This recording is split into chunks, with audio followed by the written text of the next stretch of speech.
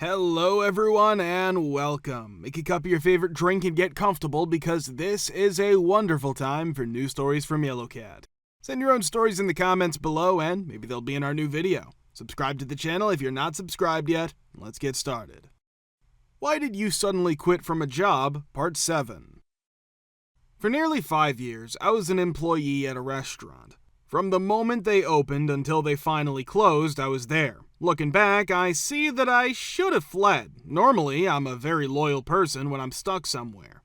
After 3 years on the job, I was offered the position of manager. I was in charge of opening and closing the restaurant, conducting interviews, hiring, firing, training, marketing, donation events, and filling in as a receptionist, server, or bartender when needed, or when the owner had to lay off workers due to financial difficulties. It got to the point where I felt terrible for the employees and wished they wouldn't leave because I wanted them to be paid. It was my decision to authorize them to pay everyone else first. I had no intention of ever having my paychecks withheld from me. That amounted to overdue paychecks beginning in October 2015 and continuing until my resignation in May 2016. A gas card to get work and a Starbucks card for when I got hungry were both provided. I was taking advantage of a 25% discount at the restaurant until they realized they couldn't accept my checks. They decided to feed me for free at that point. Worked 9 to 13-hour days with only 1 day off. In April of 2016, I was sick to my stomach and had to visit the doctor. They refused to release my checks even though I clearly needed to pay my medical bills. Asking my dad for money to cover those bills was incredibly humiliating. It was completely out of character for me to take a full week off. Worried about the staff and the job, I hurried back. When my receptionist sat outside the owner's office door, I was finishing up preparations for the opening shift when he summoned me to the office to scold me. It involved an app that we had used to create a shopping list. I simply sobbed at that very second.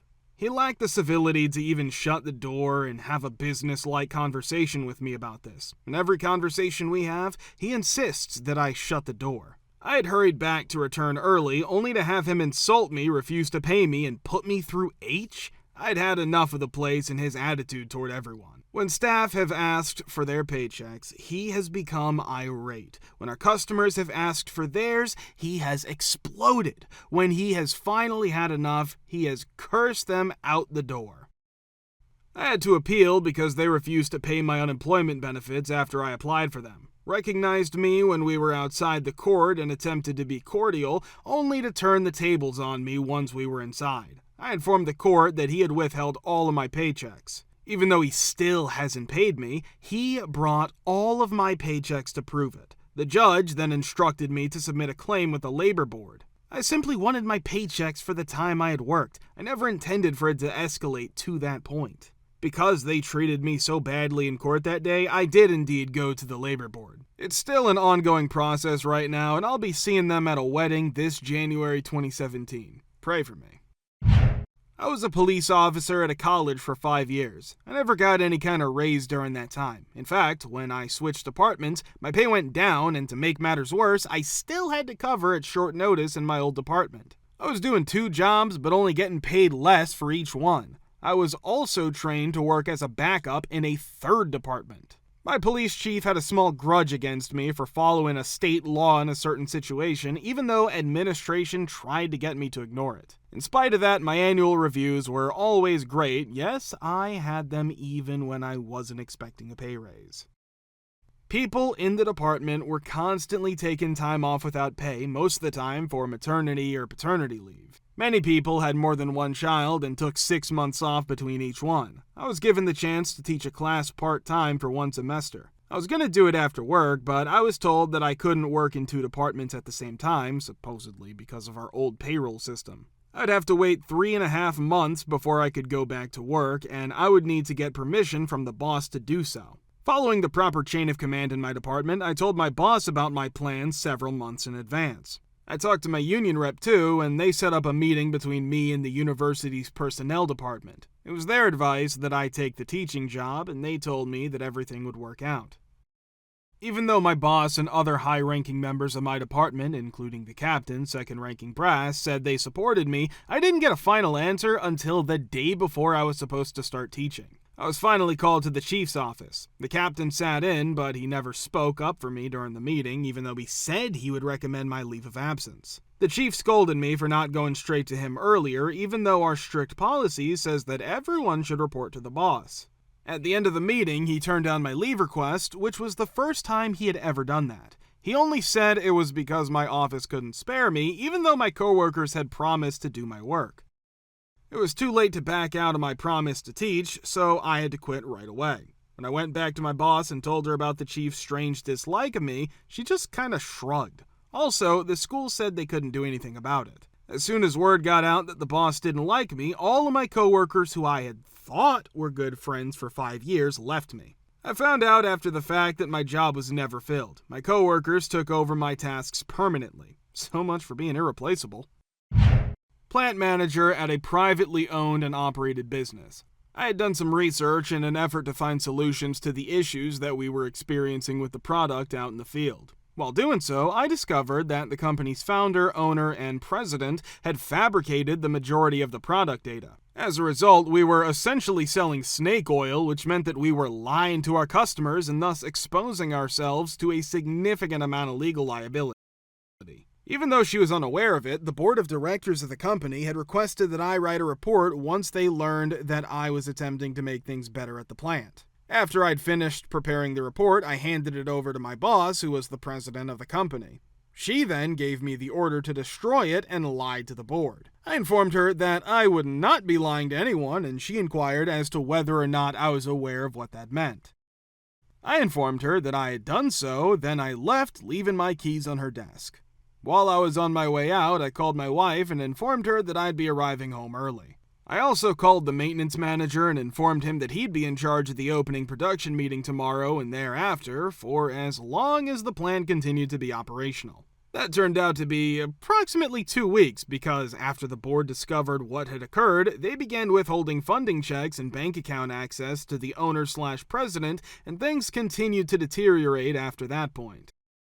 A year later, I was given a subpoena by the SEC, the bad one, not the football one, to provide a written testimony regarding the statements made by the company president, the financial handling, and other related topics for the purpose of an investigation into financial fraud. What horrible tale do you have about your neighbors or homeowners association? Part 7. Black residents of this affluent, predominantly white neighborhood. There seems to be a lot of subtly racist remarks about my family. However, someone on the chair can have a house party with kids screaming, inebriated people shouting, and loud music from 6 p.m. to 3 a.m. We've had the police called to our house multiple times for having the music too loud during family gatherings. Even though we don't often talk to our neighbor, it seems like he hates us for no apparent reason. When my dad's friend asked him why, he began mumbling something about how my dad's job wasn't valid. When we first moved in, the kids were kind of racist towards us. Not in an overt way, but more in the form of little taunts like, "You don't speak black," or "You ask our parents about their jobs a lot," etc. I know I'm reading too much into the little taunts, but it gets annoying when all you hear is people talking about your race all the time. Due to the green and disgusting water in their above-ground pool during the winter, my parents have been taken to court. Meanwhile, other properties with front doors free of stupid orange fine paper have weed growth up to my waist. Many neighbors, including those with children who were dealers and who regularly smoked on their porches, also warned my parents on a regular basis to keep an eye on my brother's behavior in our neighborhood. When my brother rode his dirt bike through the neighborhood forest while there were children around, someone even came to our house and gave my mom a hard time about how that person was damaging and vandalizing the public park. In addition to his racism, the former president pilfered enormous sums of money from the association and vanished without explanation. Imagine all of that being mysteriously gone. There are about 30 houses in our neighborhood, and each one pays a couple $1,000s in dues annually. The company that built our house is partners with the company that manages the association, so they're still making money off of us long after the house has been sold. This is frustrating because every house contract here stipulates that we must form a neighborhood association. A middle-aged couple was moving into the apartments beneath us. We had a good relationship. We grilled together, etc. Then one day, after becoming enraged with one of us, she yelled at us, calling us a bad family and making us feel ashamed. That was the start of it. The following day, she hung up a piece of paper to complain about how loud noises the hallway door made when we left it to close on its own.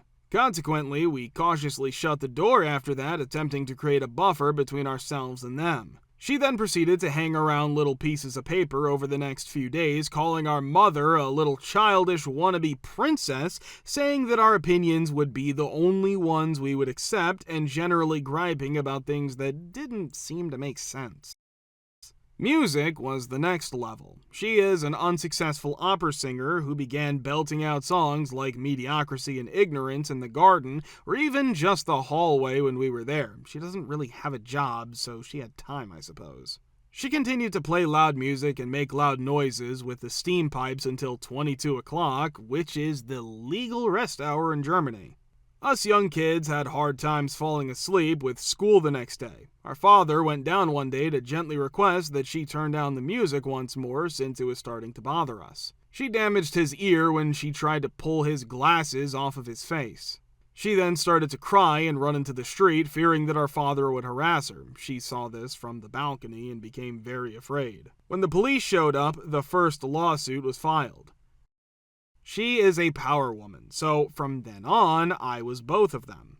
It also appears that she once infuriated him about us. She began suing us whenever they could. They sued our dad following every meaning of the three tenets for allegedly misspelling words that had no bearing on the subject, such as "the" in the plan that outlined the house rule modifications that needed to be discussed at the meeting. Of course, we came out on top in the majority of those, but it still irritates me that they continue to do it. Fortunately, we don't get to see them too much because they're renting the entire apartment. We must not be very fortunate because before those neighbors, there were other people in that apartment who were equally draining. I'm hoping for better luck for all of you guys and girls.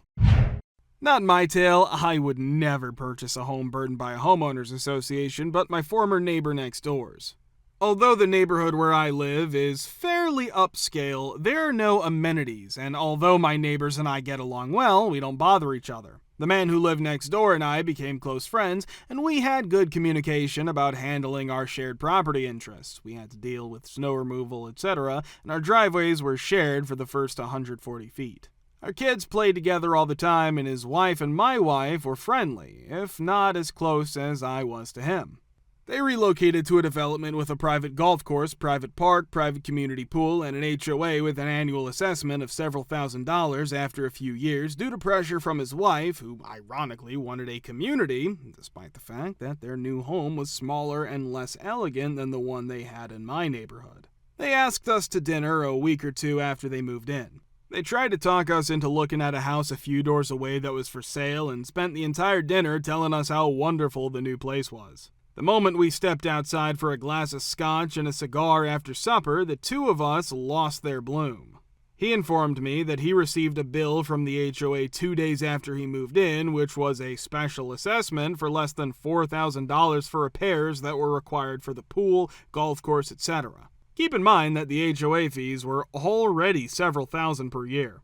He was informed by his new next-door neighbor that the HOA effectively held them captive and that this occurred annually. He continues to reside there, but he's unhappy. He and I still interact socially and occasionally go to lunch, and he's told me that moving was the worst choice he has ever made. I have a friend who lives in an association that's completely insane and is always looking for ways to sue people.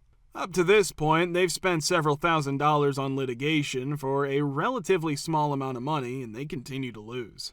Some of the highlights include a board member who is extremely racist, a witch hunt for people who live in the same unit but have different last names, stolen proxies, illegal contracts, and a toilet that's been repurposed as a flower planter. In my opinion, the most memorable part was when they attempted to sue him for having the wrong blinds up, but they were unsuccessful because they did not file the lawsuit within the 3-year window that was allowed.